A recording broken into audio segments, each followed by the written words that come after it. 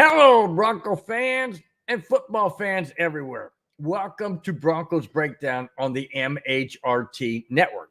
This is a show that is everything Broncos and brought to you with emotion, passion, honesty, and of course, my comments as well as yours in the chat. So please bring it. I will comment. We will have a dialogue. It sounds good. All right, guys. Thanks for joining me on a Friday night. Wherever you may be tuning in, really do appreciate the fact that you're here. Always do welcome each and every one in. Positive, negative comments, doesn't matter. You don't have to be a Broncos fan. You can be any fan of any sport. Doesn't matter. Just glad that you're here. Thanks again, guys, so much. All right. Hope each and every one of you had a wonderful week. February is almost over. Can't believe it. Man, this year already is going fast.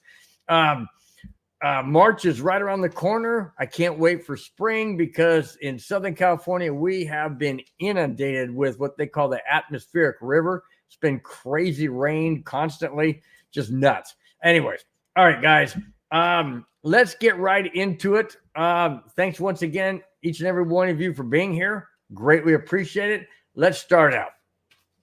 After Randy Gradishar was officially announced as being the one of the, 7 or 8 guys that are going into Hall of Fame this coming year, 2024, prior to the season. Listen to this. With Randy Gradishar being inducted in the National Football Hall of Fame, what other Denver Broncos from the Orange Crush days deserve to be next? Well, there's quite a few. And I don't understand why they're not already there. I mean, excuse me, I'll get into some of the names, but I'm also going to get into some of the names that are post Orange Crush days. But still, many, many Bronco players need to be in the Hall of Fame. And I'm not sure why they're being snubbed. Let me continue. Well, I say Mike Shanahan for sure, even though he's post Orange Crush. Mike Shanahan should definitely be in there. I don't know why he isn't already. He's won 2 Super Bowls back-to-back, which not many teams have done. Yes, it's more than a handful. I think it's 6 or 7 teams. The Chiefs just did this past year going back-to-back. So it has been done before. But Mike Shanahan, of all the coaches that are in the Hall of Fame that have gone back-to-back, Mike Shanahan should be there too. And he's not. And I don't understand why. I don't know if the NFL has a you-know-what for him, but that's wrong.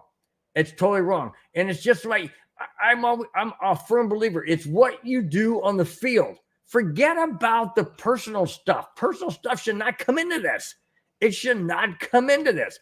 And whether or not Roger Goodell or anybody else who's pulling Roger Goodell's strings, like when Shanahan was with the Raiders and he sued them and all that, and maybe Al Davis is in the ear of Goodell and say, don't put Shanahan, don't allow him to go in. Because no, you don't play that way. You can't play that way.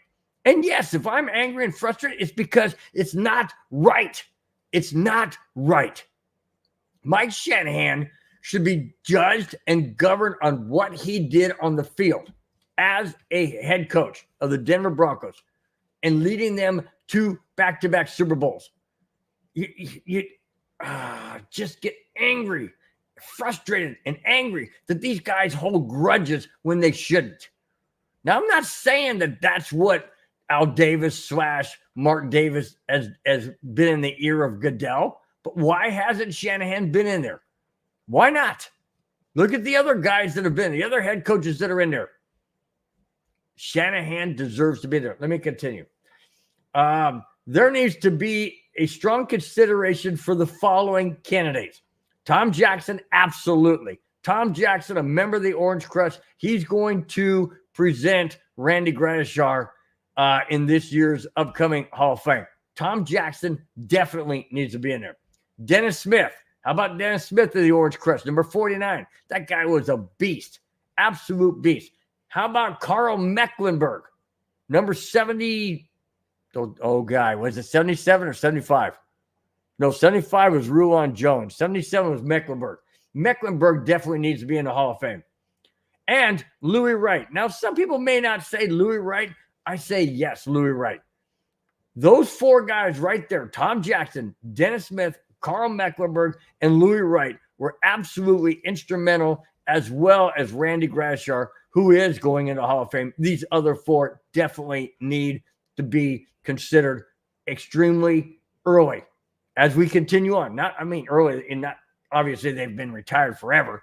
But what I'm saying here in the next coming, years, they need to be considered greatly. Now, post Orange Crush, should Tom Nalen be considered? Tom Nalen, I think so. Tom Nalen should be considered. How about Rod Smith? Absolutely, Rod Smith should be. Rod Smith is basically a walk-on. He wasn't even drafted. And he ends up having a phenomenal career. Rod Smith should be in the Hall of Fame. I don't know why he's not, other than what I stated before. I think there's a bias against the Broncos, and I don't know why. All right, Jason Elam. People say, well, he's a field goal kicker. Well, Jan Stenerud's in the Hall of Fame. Kansas City Chiefs, he's a field goal kicker.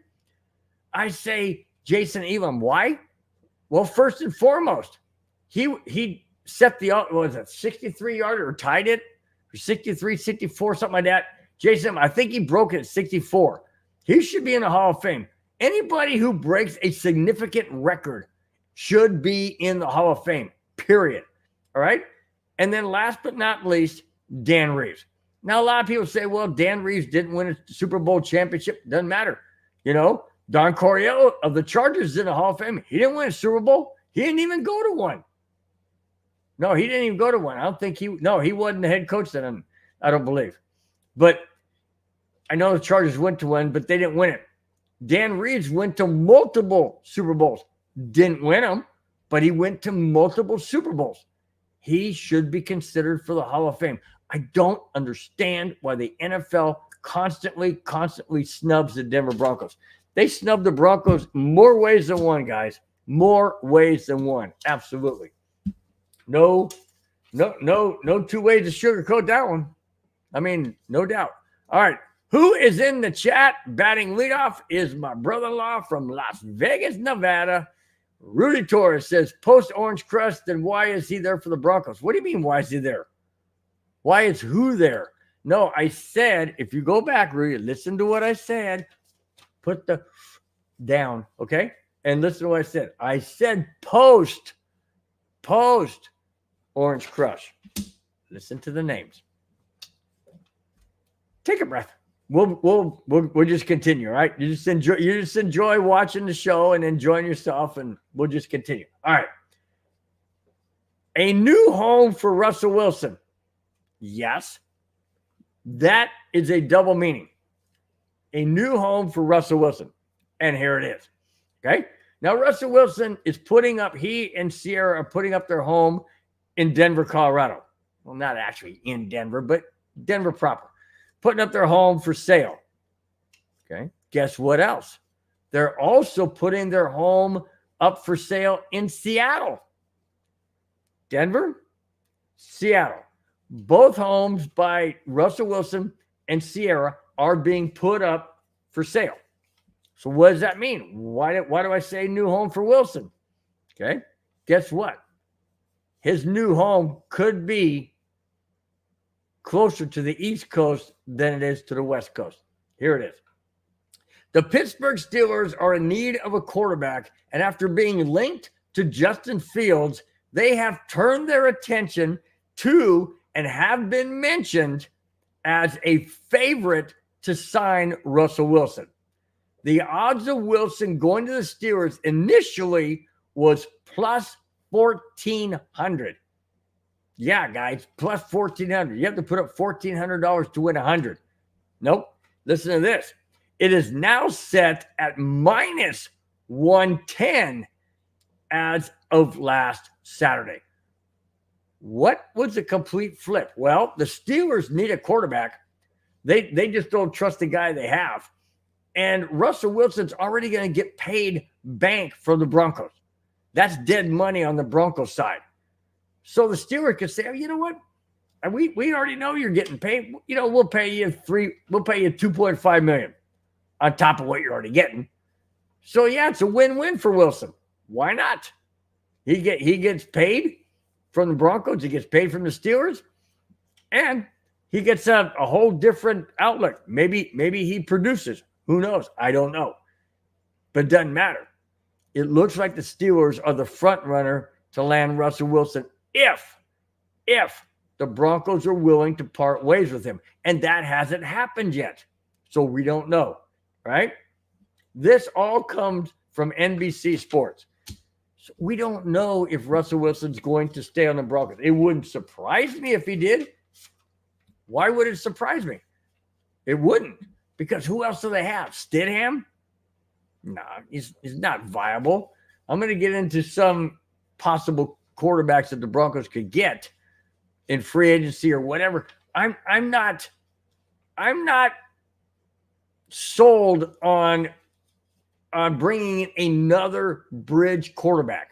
And what I mean by a bridge quarterback is we have Stidham, and if we draft a quarterback, it's going to take him a good year or two to really materialize into the NFL structure, unless you're a Patrick Mahomes or Tom Brady. Well, even Tom Brady sat in the bench, but you know what I'm saying.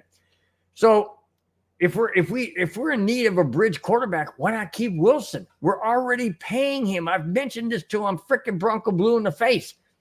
I've mentioned this many, many times. Keep what you have. You know the familiarity. You know the things he cannot do well. And you know the things he can do well. Work around it. Use Wilson as a bridge quarterback. Why bring in somebody else you have no idea? No idea how they're working in your system, in your game plan, in the way you do things. Why take that chance? It's stupid. Totally, totally stupid. Okay, let me continue. A lot of possibilities the Broncos are dealing with. It's the offseason, guys. I'm bringing in topics that are relevant to what's happening. It's just, it's all up in the air because it's still a work in progress, so to speak. All right. Possible wide receiver breakups.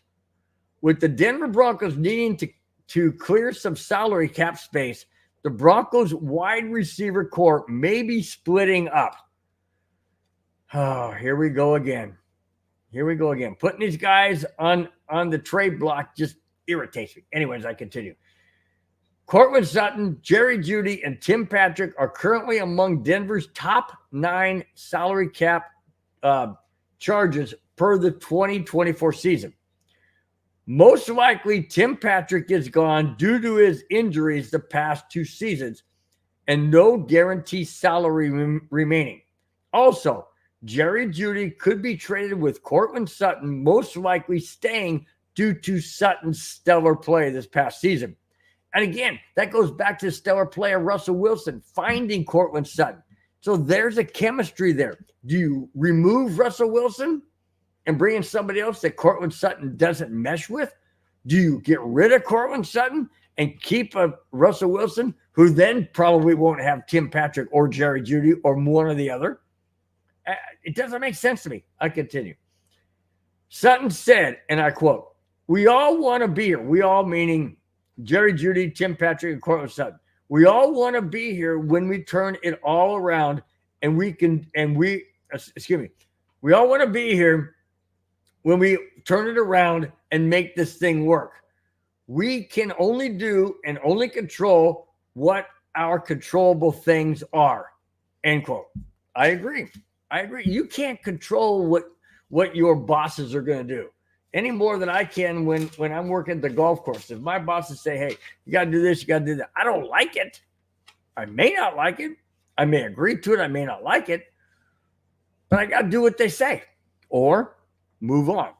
And, I don't know. I don't want this receiving core broken up. Now, Tim Patrick, understandable. Okay, I'm totally understandable. He hasn't been on the field for last 2 years. Jerry Jeudy, yes, he has. Jerry Jeudy is a very precise route runner. And when Russell Wilson's running to his right and Jerry Judy's running his route like it's supposed to his left, Russell Wilson isn't going to see him, especially when Russell Wilson is like 3.5 feet. I mean, 3 feet 5 inches. Not just kidding, but he's short for a quarterback. You're not going to see him. You'll see a Cortland Sutton because Cortland Sutton usually moves to where Russell Wilson is going. Totally different receivers. You know, Jerry Jeudy, in my opinion, I don't want him traded. I don't want him let go. I don't want Cortland Sutton gone. Tim Patrick, I understand. I love Tim Patrick, but he can't stay on the freaking field because he's had too many injuries. Okay, that's just the way his body is. You know, unfortunately. Totally unfortunately. All right, Kamani in the house. Batting second says, Bill, that is much, Bill, that too much having good sense to keep Wilson like you're talking about. It makes I think you're saying that makes too much good sense. There we go. Yeah, you know, I mean, like I said, Kamani, what does it matter to keep Russell Wilson? You're going to pay him anyways. He already knows the system. Sean Payton just needs to adjust. Russell Wilson needs to adjust. And it makes perfect sense because if you're already paying him, why let him go to some other team and come back and bite us in the backside? I don't like that. I don't want it. I don't like it. I don't see the reason for it.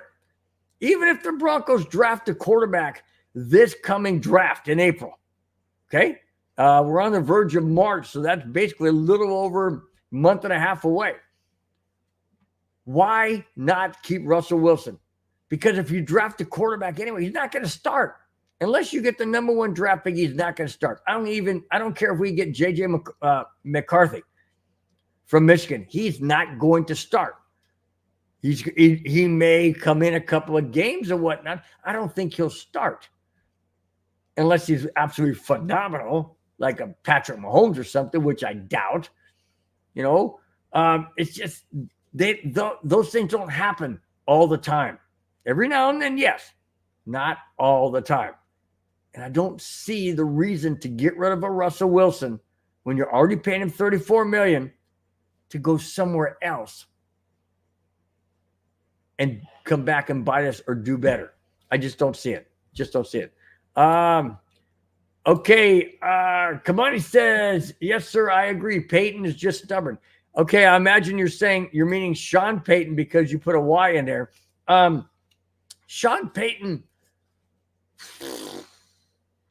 you know, Kamani, you're onto something there. Sean Payton is very bullheaded. He's very strong-headed.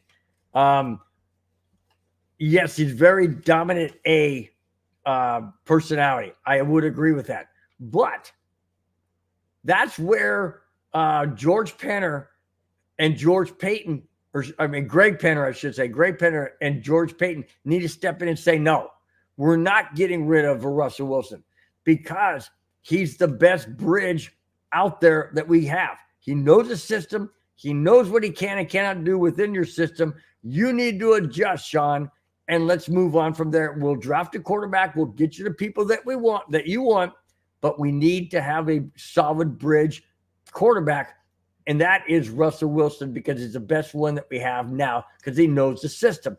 And I don't see what's wrong with that. I don't understand why Sean Payton wouldn't want to do that. Yes, Sean Payton signed for the Broncos for 5 years. This is upcoming into his second year. Let it go for 2 years, Sean. Okay? Suck it up. Be a man. Do what's best for the team. And don't sabotage this team by getting rid of a Russell Wilson and having the Broncos even more strapped with salary and whatnot and not having a bridge quarterback because now you got to bring one in. If you're going to have Stidham as a bridge quarterback, that's foolish. Absolutely foolish. You cannot do that to this team. You can't. You need to have a quality quarterback that knows the system in Russell Wilson. You're already paying the guy. Don't let him walk. Don't do it. And people say, well, if you keep him beyond March 17th, well, then we owe him the guaranteed $37 million. Okay. I mean, that's what you signed the contract for, George Payton. That's what you signed that contract for? Did you sign the contract in hoping that the Broncos would be, a lot better in the first 2 years of Wilson, and then you cut him loose in the third year? If that's the case, well, then you're cutthroat, dude. You're cutthroat because that's not why you sign a guy for 5 years like you did with Russell Wilson. only to cut him after 2 years because nothing happened and, we want to save the money. Well, you're stupid enough to sign for it. And I know the ownership group signed off on it. I get it. But did the Broncos ownership group and George Payton really think that with a Nathaniel Hackett, the Broncos were going to be a good team? Seriously? With a unproven head coach who's definitely not even qualified to be a offensive coordinator. He sucked in New York. He sucked as a head coach in Denver. He sucked in New York. The only reason why he was good in Green Bay was because of Aaron Rodgers. That's the only reason. That's the absolutely only reason. All right, I'm going off on a tangent, guys. Thanks for letting me just spit venom for a while because this thing really bothers me. It really, really bothers me. Absolutely. I could go on for hours on this topic, but I'm not going to do it. Okay. Kamani says, Sean got to realize Drew Brees is gone. Yes, that's very true, Kamani. Very true that Drew Brees is gone. And it's funny because you mentioned that because in a topic that I brought, I think it was last week or the week before, where I said that Sean Payton's looking for the next Drew Brees. That's exactly what he's doing. Well, that's what John Elway was trying to do with Brock Osweiler and Drew Lock and the other guys he drafted, because he's trying to find his own prototype in another person. It's not going to happen. You're not going to find another Peyton Manning or Johnny Unitas or a Brett Favre or a Josh Allen or Patrick Mahomes. You're not going to find those guys. They are a gem. They are a diamond. You're not going to find them. Very, very few and far between. Very few and far between. It doesn't happen because it's not normal. It's not normal that what these guys do and what they can do, what they did do in past tense, guys that are retired. You're just not going to find those guys. And when you do, it's finding the diamond in the rough or a needle in a haystack. It really, truly is, guys. It really is. All right. Let's see. Kamai says, Bill, is it George Payton and Sean Payton? George Payton and Sean Payton. Yes. Spelled correctly. Or actually, with George Payton, it's just one T. P-A-T-O-N for George and P-A-Y-T-O-N for Sean. Absolutely right. You got it. Bing, bing. Good job there. Good job, Kamani. Great job. All right. Before I get going, I saw somebody hit the thumbs up button. I like that. 6 people are in the chat watching or watching elsewhere, whatever, not in the chat per se. Please do hit the thumbs up button. That's the best way to support the show, support the network. And I really do appreciate it. When people see that thumbs up, they know that there's others that like the show and they will gravitate to it. Really do appreciate it, guys. Thank you so very, very much. As always. All right. The Denver Broncos have decisions to make whether to sign their own free agents and for how much. That's the key. That's because the Broncos are estimated to be $24 million over the salary cap. Now, the salary cap is going up this coming year, but they're still $24 million over because it's from last year. All right. Let me continue. This category includes the following category of the Broncos free agents. Category includes the following players: kicker Will Lutz. I say keep him, sign him. We have no backup kicker. Okay, we have no backup kicker. We need to keep Lutz. All right, first and foremost. All right, center Lloyd Cushenberry. Absolutely, sign Lloyd Cushenberry. He's the best center the Broncos have had in the last couple of years. He's solid. He's working great this past season. I say sign him. Inside linebacker, Josey Jewell. Abso-freaking-lutely. We need to have Josey Jewell and Singleton together. Singleton's under contract. Josey Jewell's a free agent. That scares me, and I'll tell you why. I'll get into that in a little bit. All right? That scares me because he's an unrestricted. I think he's an unrestricted free agent. Okay, here we go. Safety, P.J. Locke. No. We cannot get rid of P.J. Locke. Absolutely not. All right? We can't. And the reason being is because we only have Justin Simmons, who's a very, very proven safety, and we have PJ Locke. We cannot get rid of PJ Locke. He has to be re-signed. Absolutely has to be re-signed. Some way, shape, and form has to be done. All right. And let's see, tight end Adam Troutman. Okay, Troutman played decent this past season. I'm not gonna say he didn't. I don't know. I say, okay, that's a bubble one. That's a bubble one. But the other four that I mentioned, they definitely have to be signed. Definitely have to be signed. Troutman, okay, I'll say he's on the bubble. And nose tackle, Mike Purcell. Mike Purcell played well at times during the season. I say that's another bubble issue. Okay, so I have four that I want signed for sure. I want Lutz, Cushenberry, Josey Jewell, and PJ Locke. I want those four signed absolutely. No doubt about it. They gotta get signed. They gotta get signed. All right. I continue. Also, should the Broncos part ways with Russell Wilson, do they, Denver, sign Sam Darnold for sign Sam Darnold. Why am I getting tongue-tied? Sam Darnold for less money than it would be to keep Russell Wilson. Well, I mentioned before, guys, Russell Wilson's already guaranteed $34 million. If you let him go, you're still paying that. Why are you going to pay another quarterback to come in? Does that mean the Broncos wouldn't do it? Well, I'm not saying they wouldn't. Sure, if they really think that Sam Darnold is the reason that Russell Wilson didn't work with Sean Payton, okay.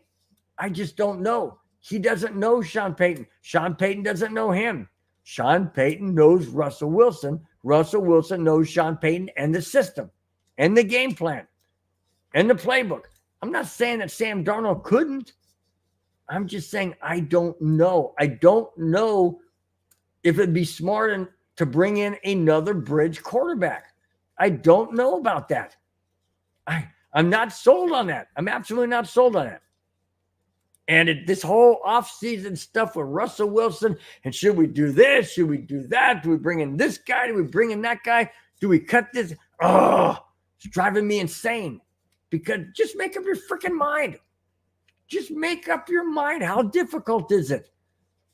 Okay, you got $34 million on the table that you're going to give Russell Wilson anyways.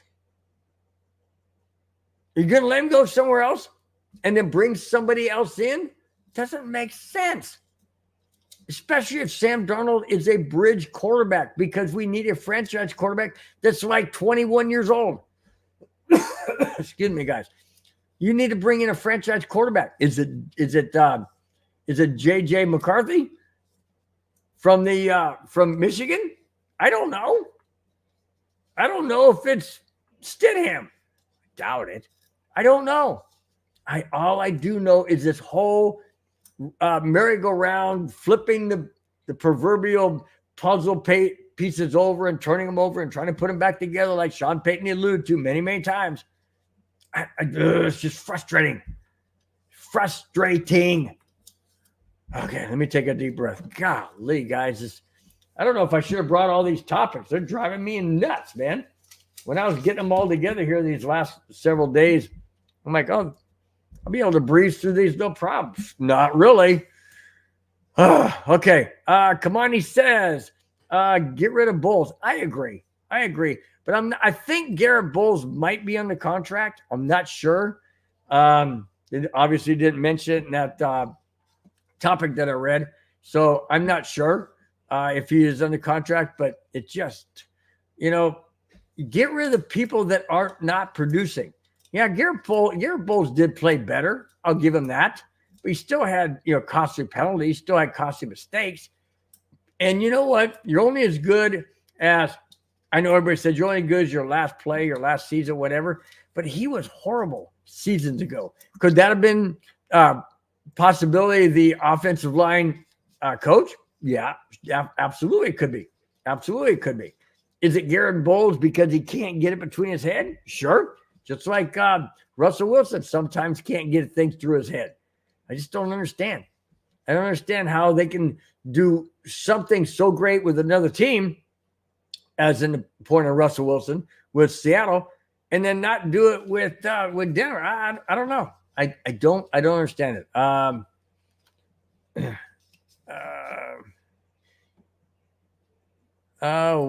Let's see. Kamani says, what's the cornerback that was getting beat sometimes and used to get penalties at the wrong time? I think his name was Marino. I might be spelling his name Marino. No, Sean Marino's a running back. That was years ago. I don't think it's Marino.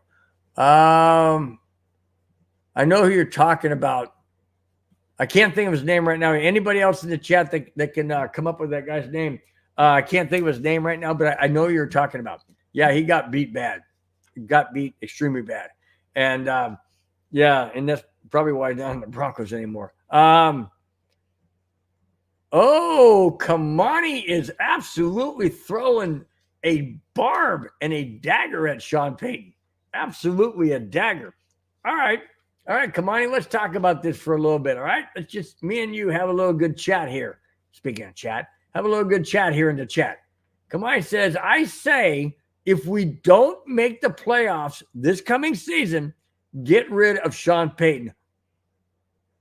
What? Hang on a second, Kamani. Hang on. Time out, Kamani. Time out. Slow down. Take a breath. Sean Payton had only been the Broncos head coach for 1 year with a Russell Wilson that everybody knows did not fit into Sean Payton's way of doing game planning and doing games, structuring games or game planning and the playbook and all that. And Russell Wilson can't grasp the verbiage that's in there. So he had to dumb down the verbiage so that Russell Wilson can get it. So is it really Sean Payton or is it Russell Wilson? I say it's a combination of both. Sean Payton has his way of doing things. Let's say Sean Payton has a mindset of an engineer and Russell Wilson has a mindset of a commercial laborer. Okay, he can get it done. Just give him the basics. Give him the basics. He can get it done. As an engineer, you're thinking about the bigger picture. You're thinking about everything that entitles. That to me is not Russell Wilson. Okay, we've seen that, and that's not the case. All right. So is it a combination of two? In my opinion, absolutely yes. What you're asking, though, Kamani, is should Sean Payton be let go at the end of the 2024 season if the Denver Broncos don't make the playoffs? I say absolutely 1,000% no. Absolutely not. And the main reason why is it's not Sean Payton. You give Sean Payton the correct, I shouldn't say correct. You give Sean Payton the right quarterback, the right fit, the right coaching staff, the right offensive line, the whole defense, everything. Well, yeah, I know what I'm saying, guys. I'm shooting for the stars. I'm falling back on the moon. I understand that. You can't have the best offense and you can't have the best defense and the best. You can't. Well, maybe you can if you're Kansas City or Green Bay back in the year or Dallas Cowboys back in the year. Yeah, I understand. What I'm saying is Sean Payton is not the problem. Okay. Now, if Sean Payton were to have a quarterback, let's say like a Josh Allen, Patrick Mahomes, somebody like that fits into a system, okay, whoever that may be, and the Broncos don't make the playoffs, then I'm saying, okay, you're probably right. You're probably right. But Kamani, I don't mean any disrespect to your question. I really don't, and I'm not trying to be that way. What I'm trying to say is I don't agree that it's totally 100% Sean Payton's fault. Let's see what 2024 has to bring, okay? You got to understand, we were 5-12 under Hackett. We were 8-9 under Payton, and we were 1-5 or 1-6 at one point, 1-5 at one point. We ran off 5 straight wins with Russell Wilson, with Sean Payton. So it can be done. So it's not, in my opinion, not a Sean Payton problem. But if we get a quality start to the season coming, let's say that Broncos go 6-1 out of the gate, 5-2 out of the gate, and then we end up going and losing the last, umpteen games and we go 5-12, then I say, okay, it's a Sean Payton thing. at this point in time, I'm not going to agree with that. With all due respect, Kamani, and I totally respect you 100%. I don't agree that that Sean Payton should be let go at the end of this coming season if we don't make the playoffs. If it's because we don't have a franchise quarterback that can step in and do what needs to get done in his first year. Okay, that's all I'm saying. Okay. Oh man, Kamani, you are spitting nails, man. Kamani says, Bill, no matter how you spin it, Sean Payton loved to blame others and want to take no blame. Boy, you make him sound like Nathaniel Hackett, because that's what Hackett did all last year, man. No, Kamani, I'm not saying that that I think Sean Payton, is golden. I'm not saying he's the anointed one or whatever. I'm not saying that. What I'm saying is let's give him a second year. Okay. Can we agree to let Sean Payton have a second year and see what he can do with the quarterbacks that we have, whether it be a Russell Wilson, whether it be a Jared Stidham, or whether it be a J.J. McCarthy in the draft, or somebody else, or a Sam Darnold, whomever it may be. Let's let this season run its course and see what happens.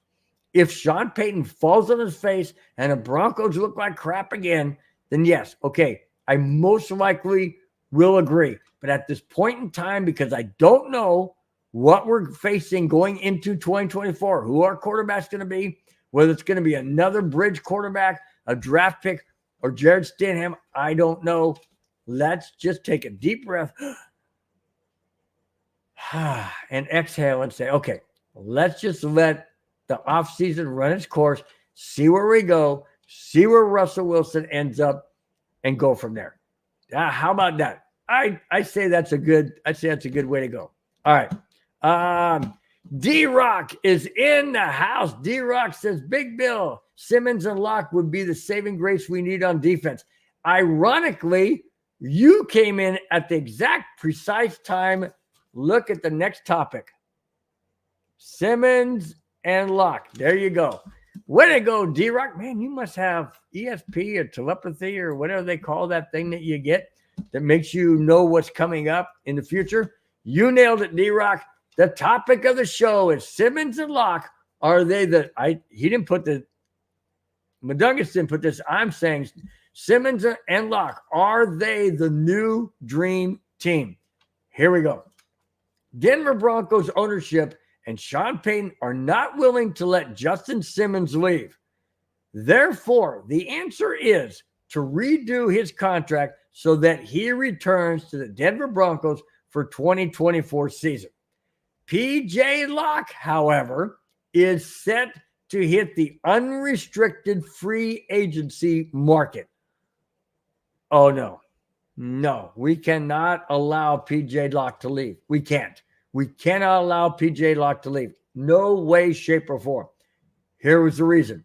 Denver would love to bring him back, but after Locke playing for $1.4 million in 2023, his market value would be in the neighborhood of $4 to $6 million per year. Is Denver willing to pay that, given Locke has yet to play a full 17-game season? I say I don't give a frosty you-know-what if Locke hasn't played a full 17-game season. We cannot afford to have PJ Locke walk. We can't. Okay? These guys meaning the ownership group, they have the cash. They have the money, the dinero. They have it. They have the euro. They have whatever you want to call it. They have the greenback to finance Drew Locke. Oh, where'd that come from? PJ Locke. They have the wherewithal to sign him and pay him that money. Yes, the Broncos are in salary cap hell. I understand that. But there's ways to work around it. You restructure contracts, like you restructure Justin Simmons' contract. You restructure Josey Jewell's contract. You restructure any number of contracts. Restructure them so that the Broncos lower that salary cap hit, and allow themselves to re-sign and keep a PJ Locke. We cannot allow him to leave. We traded away. Who was that other guy? The one that kept getting suspended by the Broncos. God, I can't remember his name now because it just irritated me that he did that so much. And kept getting fined and kept missing games because he was suspended and all that. Anyways, he went to Houston, so whatever. But I'm just saying we cannot lose a Justin Simmons, which we're not going to, heaven forbid. And hopefully we don't lose the PJ Locke. We cannot. Those two guys are the number one safeties in the entire. When those two guys are on the field, they're the best 1-2 punch safeties in the entire NFL. No doubt about it, hands down. And then when you put in a Patrick Surtain, which I'll jump to, I was going to save him for a little bit later, but I'll jump into him now because it's relevant to what we're saying. So you have a PJ Locke that the Broncos need to hang on to, and then you have Justin Simmons, who the Broncos already are keeping under contract, and they want to restructure it so that they can get underneath underneath more or less of that salary cap hit. And then you got to sign a PJ Locke. You can't let him walk. You can't. And here's what I'm going to say about Patrick Surtain. Okay? Here it is. You have a Justin Simmons who is a shutdown safety. You have a PJ Locke who came into his own this past season. Okay? That being said, there's been talk about Patrick Surtain in a trade in the draft so that the Broncos can move up and get their quarterback, quote, franchise quarterback that they desire. I say foolish. Do not get rid of a Patrick Surtain. He's the best corner in the entire NFL. Hello, guys. 32 teams, multiple cornerbacks on each team. Patrick Surtain is the best of the best in the league, period. And I'll prove it. Don't trade Surtain away to anyone. I don't care if it's the number one draft pick in the draft for a quarterback. I don't care because you don't know what you have in that quarterback, but you do know what you have in Patrick Surtain. And defense wins championships. Defense wins championships. Period. Go back and look at the Broncos Super Bowl 32 on John Mobley knocking down that pass on 4th down from Brett Favre. Defense wins Super Bowls. You had Steve Atwater making a tremendous hit on a deep pass that could have tied the game. Defense wins championships. Period. Say what you want. Defense wins championships. Here's why I love Patrick Surtain. Here's why I never want to get rid of him. I want him to retire as a Denver Bronco for life. Here's why. Everyone in Broncos country, as well as the NFL, knows how good PS2 is. In fact, last season, he only missed 4% of his tackles. 4%. Period. He deflected many. He shut down the number one wide receivers across the league. It's the best rate. His 4%, missing 4% of his tackles, is the best rate amongst all cornerbacks to make 60-plus tackles in a season. He missed 4%. That's it. Deflected many of passes. Shut down many of number one wide receivers. And there was talk about getting rid of Patrick Surtain earlier in the season. Are you freaking kidding me? Seriously. If that would have happened, that, in my opinion, that would have been worse than trading for Russell Wilson. And the reason why I say that is because Russell Wilson's 30 years old, or he's more than that, 34, 35, something like that. And Patrick Surtain's like 22, 23. Okay? He's got many, many more years to go as being the best in the NFL at cornerback. You don't get rid of players like that. And I've said it to him blue in the face. I'll continue to say it. I mean, I don't understand where these, and they may be rumors, but they're coming from valid people. They're coming from, I'm not going to name them because I don't have them in front of me. but they're coming from valid sources as to the Broncos should trade Surtain, or Broncos are looking to trade Surtain. We're looking to trade Cortland Sutton. Cortland Sutton's the best wide receiver the Broncos have. And go back and look at some of the catches he made, some of those touchdown catches he made this past season. You tell me if he's not the best wide receiver Broncos have. Surtain's the best cornerback. And to keep Surtain and PJ Locke and Justin Simmons, holy smokes, man. That defense is going to be absolutely shut down solid in the secondary. And then you bring back Josey Jewell. Don't let him go. You already got Singletary at linebacker. Yeah, guys, this is a team that is building up. Don't tear it down. Don't tear it down. Whatever you do, you can't do that and expect this team to not go into a complete rebuild, which is not what Sean Payton signed up for. And it's not what George Payton wants. And I dang sure bet my bottom dollar it is not what this ownership group wants. So you can't go down that route. You can't. And if you do, you're foolish. Absolutely foolish, and you're destroying this team. And you're not going to just destroy it for 2024. You're going to destroy it all the way late into the late 2020s, without a doubt. Without a doubt. And guess what? Sean Payton won't be around to see it either, because he'll bail out long before then. He did it in New Orleans. Why wouldn't he do it in Denver? All right. Let's see. D-Rock. D-Rock says you only have ESPN Plus, meaning what? I don't know who you were talking to, but if you only have ESPN Plus gets a lot of games, oh man. I don't know if you're into hockey, but I can watch every single Avalanche game. I can watch my favorite baseball team, the Chicago Cubs. I can watch them on ESPN Plus. They got a lot of stuff. They got golf on there. You know, yeah, you're right. They don't have the Broncos, but sure wish they did. But, you know, the NFL is not going to put it on ESPN Plus. I guarantee they're not going to do that. Not going to do that. All right. Okay. Speaking of Josey Jewell, like I mentioned, with keeping him on the team, and he's under contract, or not under contract. I'm sorry. He's a free agent. Let me get into that. The Denver Broncos are expected to meet with Josey Jewell's camp, according to 9 News' Mike Kliss out of Denver. Josey Jewell delivered a versatile season to help the Broncos defense rally after a horrible start. He totaled 108 tackles, 2 forced fumbles, and 3 fumble recoveries.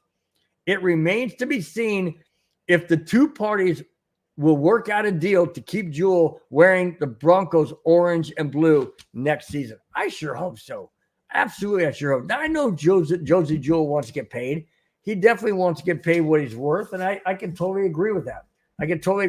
Why not? Why not? But to lose Josey Jewell next to Singleton on the Bronco defense is gonna cut that middle linebacker in half. Not the linebacker, but cut the middle linebacker position in half.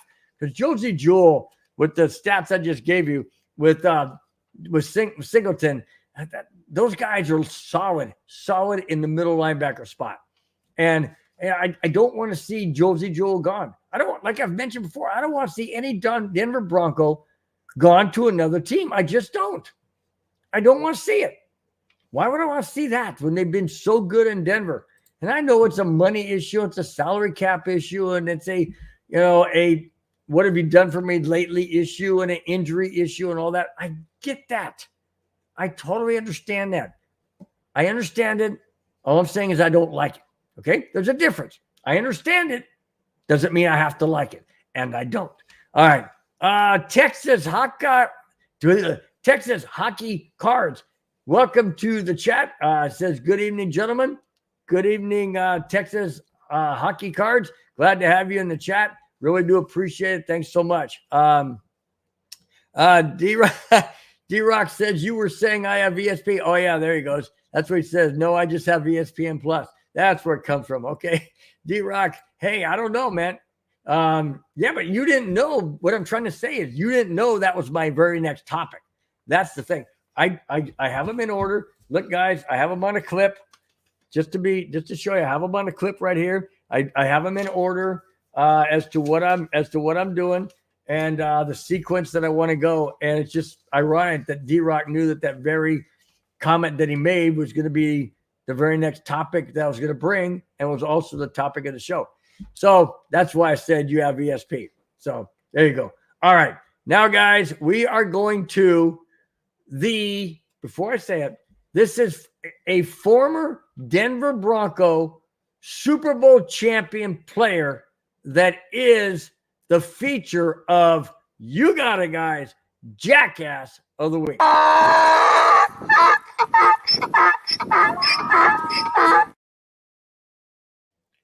Former Denver Broncos player Tim Frequent Flyer McGuire. Yes, he was on the 49ers as well. He won 2 Super Bowl championships with the 49ers. He won Super Bowl 32 with the Denver Broncos. Tim Frequent Flyer McGuire is now wearing a different uniform. Here it is. Tim McGuire was arrested last Sunday in Florida after he crashed into 1, 2, 3, 4, nope, 5. Crashed into 5 parked cars in a Riviera Beach parking garage in Florida.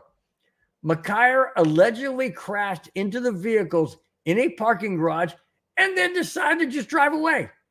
Yeah, that's a smart thing to do. He's like, let me just get out of here. Maybe nobody will notice. I hit 5 cars. No big deal. I just drive away. Everything's cool. What are you, stupid? Seriously. Do these guys ever graduate from college before they go to the NFL? Because if they do, they didn't graduate with high brain IQ. Because common sense, driver's license says read the handbook. Oh, yeah, these guys probably don't even read either. Probably haven't picked up a book in, I don't know, forever. Excuse me. Hello, Tim. Driving is a privilege, not a right. Okay?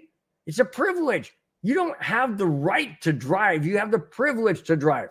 And therefore, you have to obey by the rules and the laws. You don't drive away from a scene of an accident. Okay, maybe, I don't know. It didn't say how much damage was done. Maybe it's a slight fender bender. Maybe he just grazed it. Maybe just a little bit of paint on it. Does not freaking matter. When you hit a vehicle, you need to report it. You need to stay there and call it in and say, hey, I hit them. Didn't say if he was under the influence. That's not it mentioned in here. Doesn't say that. Why would you hit 5 cars? First off, if you hit 1, why wouldn't you stop? Why would you keep going? All right, let me continue. Okay. McGuire was charged with 5 counts of leaving the scene of an accident with property damage. Duh. And in addition to that, he was charged with 5 counts of criminal citation for leaving a traffic infraction for failure to report the accident. Are you kidding me?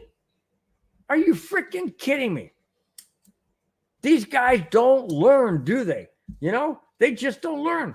Whether they're just getting into the NFL, they're being drafted, they have all this flamboyant money thrown at them, or some great amount of money thrown at them. They have all this flamboyant lifestyle. They're out partying, doing whatever. Use your freaking head. Why are you being stupid? Why would you throw away? And now, with McGuire, he's out of football. He's totally out of football. So he can do whatever he wants. But to be that stupid, to hit 5 parked cars and drive away like nobody's going to notice. Wow, come out of the store. My car is like this and got hit. What the heck happened? Really? You can't own up to it. Now, I'm just speculating, guys. Don't say this is a fact, because it's not. And I know in my show I say brought to you with honesty, passion, emotion, passion, and honesty. My honesty comment is this. Don't say to anybody else that this is fact. I'm saying this is my thought. Why would he not stop? Or why did he even hit 5 cars if he wasn't under the influence of something. I'm not saying he was. I'm not saying he was. I'm saying, why would you leave? I know people say, well, he panicked. Okay, he panicked. Okay, maybe he hit the accelerator out of accident instead of hitting the brake, or didn't turn hard enough, or had, a medical issue where his arm went numb. So I don't know. But why would you then run? If it's a completely 100% pure accident, why don't you stay? I've hit cars many times by accident. I backed in. I'm going to tell you guys something. My wife think this is hilarious. We have a car that has a backup camera, okay? And I'm backing out of the driveway, and there's a UPS truck on the opposite side of the street, okay? I'm backing out like this, and I'm backing in, and the UPS truck is here, and you know what I'm saying, guys. I backed into it like this, okay? I have a backup camera. I'm looking in the backup camera. I don't see him because apparently he pulled up behind as I was backing out. I didn't see him. Parks across the street. I then look at my side mirrors. Don't see anything. I back in, and guess what? Ended up backing into the front of the UPS truck. And I get out, and I'm like, oh my gosh, what did I hit? Never saw the guy. I get out, and I'm like, oh my gosh, dude. I run over there. Hey, you okay? He was inside the truck. He got, kind of swayed back and forth. Didn't hit him hard, maybe about 3 miles an hour. But it jarred the UPS truck. Jarred me and my wife, I'll tell you that, because I had no idea that was there. But what did I do? Did I immediately put it in the drive and take off? No. I got out. I looked at the car, and I'm like, got a little ding, a little scratch, a little scratch about that long, on the front bumper or whatever. Looked at his truck. Always got that steel bumper in front. Didn't do nothing to his truck. I said, hey, you want my information and all that? He's like, nah, no big deal. Didn't do any damage to the truck. I'm not worried about it. He goes, I said, well, if you want my information, I'll give it to you. You can send it over to your, your UPS manager or whatever. And we'll go from there and, let my insurance take care of it. It's like, nah, ain't nothing wrong. But I didn't run. That's the thing. I had nothing to fear, and just me and my wife going out to the store, going wherever we were going. And I backed right into it. And she's never let me forget that. Every time I back up, she goes, be careful. It might be a UPS truck back there. I'm like, oh, yeah, thanks a lot. Really approved. Thanks, babe, for having my back with a knife. Hey, it happens, but you don't run. And that's the point I'm trying to make in regards to Tim McGuire. You don't run unless you're fearful of something. That's the issue that didn't come out, or the reason or whatever hasn't come out. Very, very interested to see why he ran. Okay. Oh, snap. I love it. Texas hockey card says he thought it was a bumper car rink. Yeah, touche, man. Touche. That was classic. That's good, Texas HC. I love it. That's good stuff right there, man. That's good stuff right there. Hey, you lightened up the mood. You lightened up the chat. Great comment, man. Great comment. All right. Here's a feel-good story. All right. And it comes on the heels of a very, very sad situation, very sad tragedy. But it's a feel-good story because of what this NFL player did. We all know that there was a tragic death and shooting at the Chiefs Super Bowl celebration parade. And a dear lady, not dear lady that I know, dear lady to the Chiefs community lost her life. Let me give you that feel-good story. Here it is. When Lisa Lopez Galvin was shot and killed at the Chiefs parade, her family members said they wanted to bury her in a Harrison Butker jersey. Now, in case you guys don't know, Harrison Butker is the Kansas City Chiefs kicker. Okay? That was her favorite player. However, they were having a tough time finding a jersey, that is. Finding a jersey. So the family members took to social media asking for help, and Butker received word of their request. Butker said, and I quote, "Hearing that she, Lisa, was a fan of our shared Catholic faith, I am honored to provide a jersey to the family to the family for her to be buried in, end quote. Wow. Talk about a feel-good story. Yes, a very, very tragic situation. But when somebody is touched and moved, like kicker Harrison Butker, to be able to give one of his own jerseys to the family so that their beloved Lisa Lopez could be buried in her favorite player's jersey is absolutely commendable. Does Lisa know anything about it? Absolutely not. Unfortunately, she does not. But what the family knows is that Harrison Butker, in my opinion, will always be their favorite player for what they did for their beloved daughter, wife, mother, family member, community member, whatever it may be. Harrison Butker did the right thing and did a very, very commendable thing by honoring the family's wishes so that Lisa Lopez could be buried with her favorite kicker's jersey. My hats off goes to Harrison Butker for stepping up and doing that. Just tremendous act of compassion and tremendous act of support for the family. And the family's grieving. The entire community of the Chiefs organization is grieving. Even to this day, it's only been a couple of weeks, and it's the outpouring for this family continues. And no, I'm not a Chiefs fan, but I am a fan of humanitarian gestures, like a person like kicker for the Kansas City Chiefs, Harrison Butker. Thank you so much, Harrison, for stepping up and honoring these families' wishes to do the honorable thing and giving your jersey to that family so that Lisa Lopez could be buried in the uniform of the player that she absolutely was her favorite. Thank you once again. Really do appreciate it. All right. What do you mean I need a tan, Rudy?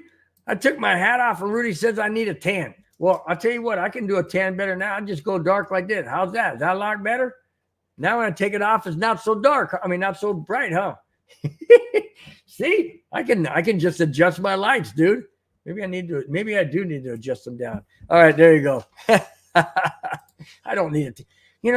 I don't want to get a tan because if I were to get a tan, I've already had issues on my face and arms and shoulders of, it's been malignant skin cancer, but they've been there and they've had to burn them off. I had one on my stomach and my thigh and one up on the top of my head, right up in here. I don't need any more of that tan. No, stay out of that now. No, I don't do that anymore. I'm 65 years old. I don't need to be tan. I'm not going to be any darker than I was born. So why try and be? What can I say? All right, guys, I got the very last topic, and I know you guys are all cheering. Yay, hey, no, it's all good, guys. Very last topic of tonight's show. Thanks once again, guys, everybody, for being in the chat, for watching the show, commenting. Really do appreciate it. Very last topic is this. The 49ers not only lost Super Bowl 58, but they set an NFL record, not just for the Super Bowl, but they set an NFL record, period. But it came in Super Bowl 58. Here it is. This past Super Bowl 58, the 49ers set an NFL record, but not in a good way. The 49ers led the Chiefs 16-13 with 11:22 left in the fourth quarter. They also led 19-16 with 1:53 remaining in the fourth quarter. Then they led 22-19 in overtime before the Chiefs won it with a touchdown. The collapse marked the first time in NFL history where a team lost after leading twice in the fourth quarter and once in overtime. This is all courtesy of Sports Trader. Wow. I never knew that. I never knew. But see, there hasn't been that many overtime games. Seriously, in the history of the NFL, hasn't really been that many overtime games.